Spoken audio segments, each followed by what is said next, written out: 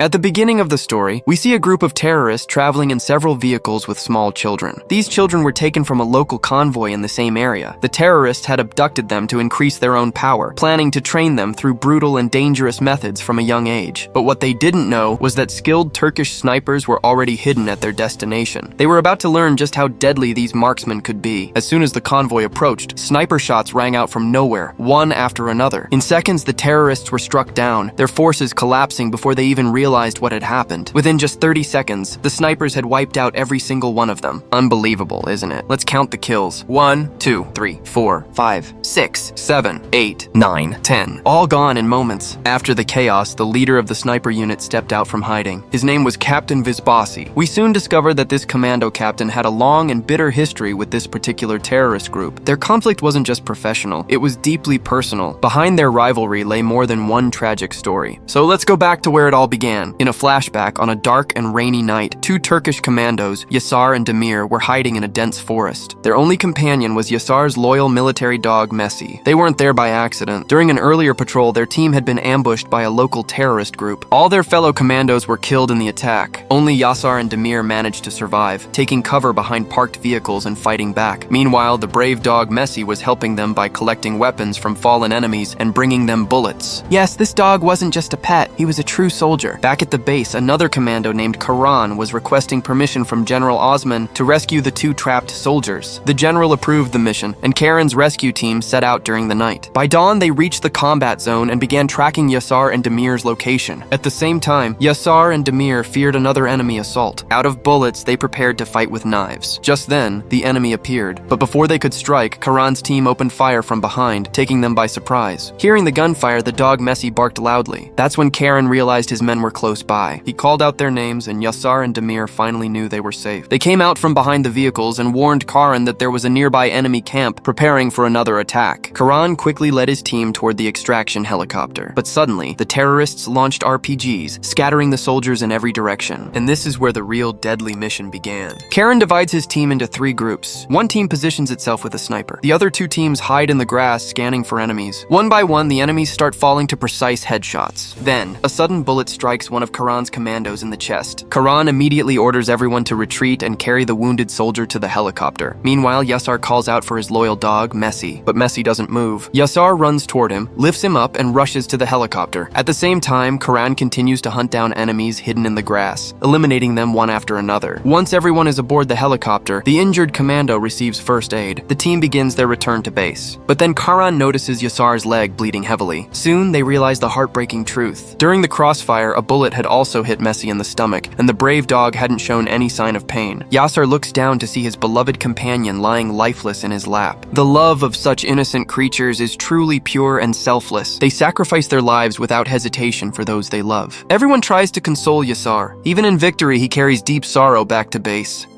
In the next scene, we meet a Turkish female commando named Yasmin Albay. She departs for Azerbaijan, as most of the terrorist groups threatening Turkey have roots there. Her mission is to seek cooperation and permission from the Azerbaijani military. On her way, she reviews files of Turkey's best-trained commandos to decide who should lead the next critical operation. While going through the files, she comes across Karan's record, the same hero from our story. She immediately calls him to ask if he's ready for the mission. Karan confidently replies that he'll be ready the moment the order arrives. For him, there's no compromise when it comes to protecting the nation. No matter who the enemy is, his rifle won't hesitate before taking them down. Little does he know, this one decision will change everything. Hearing Karen's response, Commando Yasmin selects him for the deadly mission. She contacts her general and recommends that Karen be given full command of the operation. Meanwhile, Karen understands he's about to face one of the most dangerous gangs in the region. He knows he has no choice but to see it through. Later, he meets Yasar and Demir. Yasar is still grieving the loss of his loyal dog, Messi. Karan motivates him and urges both men to prepare for the mission ahead. At the same time, the general begins briefing his lieutenant on the details of the upcoming operation. Meanwhile, Yasmin reaches Azerbaijan and, after securing military approval, begins her journey back to Turkey. But mid-air, her helicopter comes under heavy RPG fire. The aircraft spirals out of control and crashes hard into the ground. As the smoke clears, the surviving commandos crawl out of the wreckage. They see armed Azerbaijani gang members approaching fast, firing from their vehicles. To survive, the commandos return fire with precision. The gang leader mounts a heavy machine gun and and unleashes a barrage of bullets. The commander spots rounds striking the helicopter's fuel tank, realizing the situation is about to turn catastrophic. He immediately pulls the pilot away from the helicopter. At that exact moment, the fuel tank explodes with a massive blast. The explosion throws both the commando and the pilot several feet away, leaving them unconscious.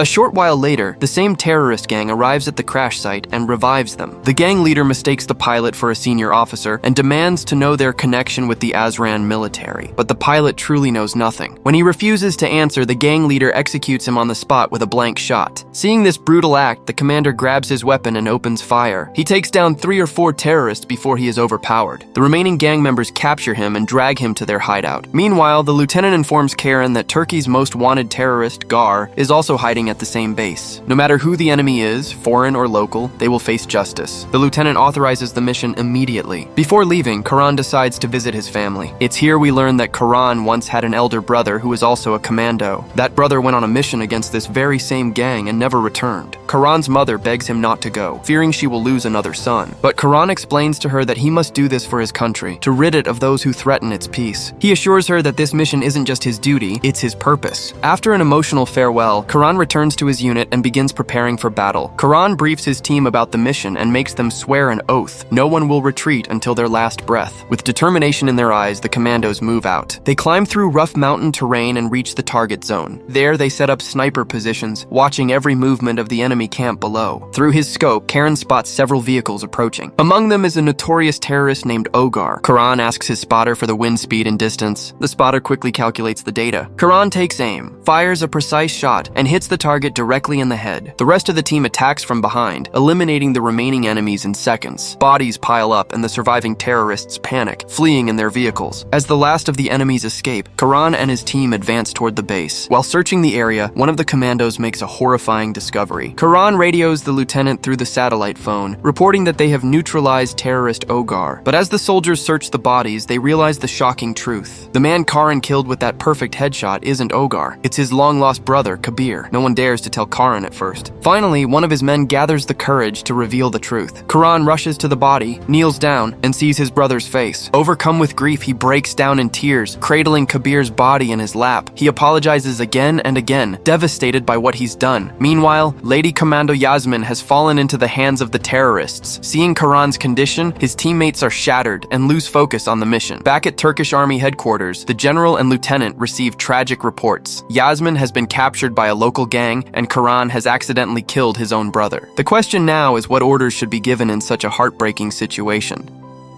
Late at night, several army officers arrive at Karen's home. They bring devastating news. Their long-lost son has been found, but he is no longer alive. Hearing this, Karan's father collapses in tears and his mother passes away from grief. No one dares to tell him that his elder son was accidentally killed by his younger son. Meanwhile, Karan is shattered by the deaths of both his brother and mother. Unable to bear the pain, he resigns from his commando duties and returns home. His teammates try to convince him that it wasn't his fault, that it was a tragic accident, but his mind is clouded by guilt. He angrily tells them to leave him alone. The team, however, knows that leaving him isolated will only destroy him further. After much persuasion, they accompany him back to his home. At the same time, in a terrorist base in Azerbaijan, Lady Commando Yasmin is being brutally tortured. The gang leader interrogates her, demanding classified information. When she refuses to answer, he contacts a Turkish general and threatens that if she stays silent, she will never see her homeland again. But the general responds calmly, saying she will lead the next day's assault and wishes her good luck. Hearing this, Yasmin instantly understands what her superior means. Moments later, a terrorist charges at her with a knife. She swiftly counters, disarming him and knocking him unconscious. 2 guards stationed outside hear the commotion and rush inside. Yasmin grabs their weapons and takes them down before they can react. She then calls the general to report the situation. Impressed by her courage, the general orders her to return to base immediately. As the terrorist leader regains consciousness, he screams in rage and calls for reinforcements. Soon, chaos erupts as a heavy tank attack begins. Explosions tear through the compound and the terrorists run for their lives amid the destruction.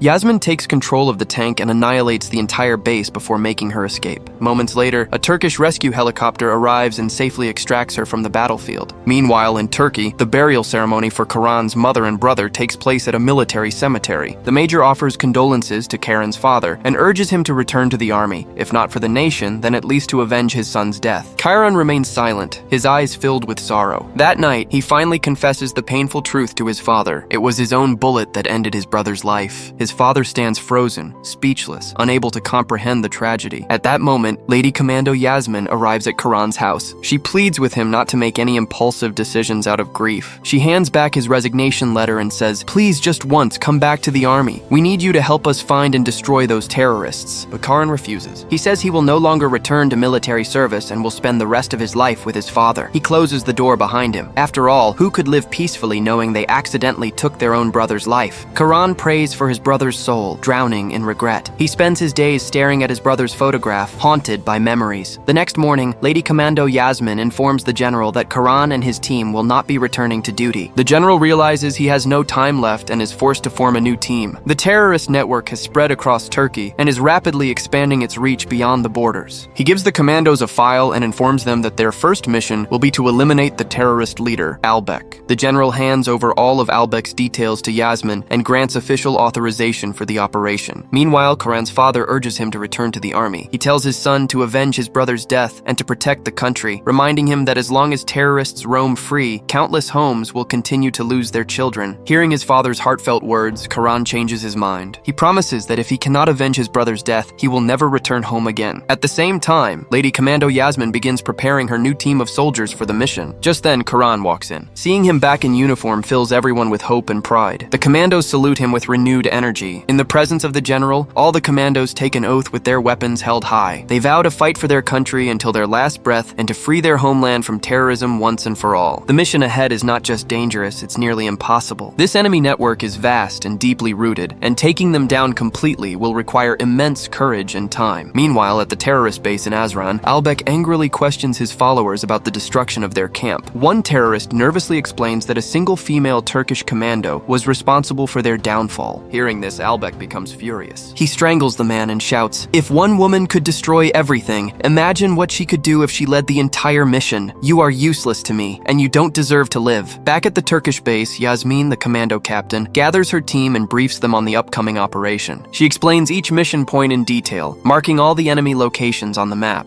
The plan includes 2 sniper units. One team will take ground positions, while the second will position themselves on a nearby mountain or bridge with heavy weapons to cover from above. Every move must be precise. There is no room for error. The terrorist group they are facing is unlike any other. They are heavily armed with machine guns and dangerous explosives. The team's objective is clear: one perfect headshot for every target. After reviewing the plan, the soldiers load their weapons and set out for the final mission. Meanwhile, terrorist leader Albek arrives with his gang at a local village. He orders his men to open fire, killing innocent villagers without mercy. Children are captured as the people scream for help. Albek shouts, "I need more soldiers to build my army. Bring me every boy in this area." His men round up the children, forcing them into vehicles, and shoot anyone who tries to resist. As they move through the village, Albek orders houses to be burned to the ground. After capturing all the children, Albek and his men head back toward their base. His plan is to train the boys into ruthless fighters and expand his reign of terror. Meanwhile, the commando unit splits into 2 groups and takes up positions along the road, ready to strike. Early in the morning, Albek and his convoy arrive at a narrow road and find the path ahead blocked by large stones. As they stop, a child in one of the vehicles notices something strange buried in the mud. Sensing danger, Albek quickly orders his men to take a nearby alternate route. They begin moving along the side road, unaware that a deadly trap awaits them. Within moments, sniper fire erupts from every direction. Precise bullets cut through the silence, striking down the terrorists one after another. The ambush is swift and brutal. Within just 30 seconds, the commandos eliminate the entire gang. Realizing the situation is hopeless, Albek dives under a vehicle to save himself from the incoming fire. Once the battle ends, the commandos step out from their positions and approach the area cautiously. Albek spots a gun lying nearby and tries to reach for it, but before he can grab it, Captain Karen steps on his hand and drags him out from beneath the vehicle. Albek glares at him and says, "Do you really think this ends here? You have no idea who you're dealing with. Going against me means certain death." Karan remains calm and orders his men to tie Albek up. He tells them that before anything else, they must safely reunite the captured children with their families. The commandos escort Albek back to the convoy.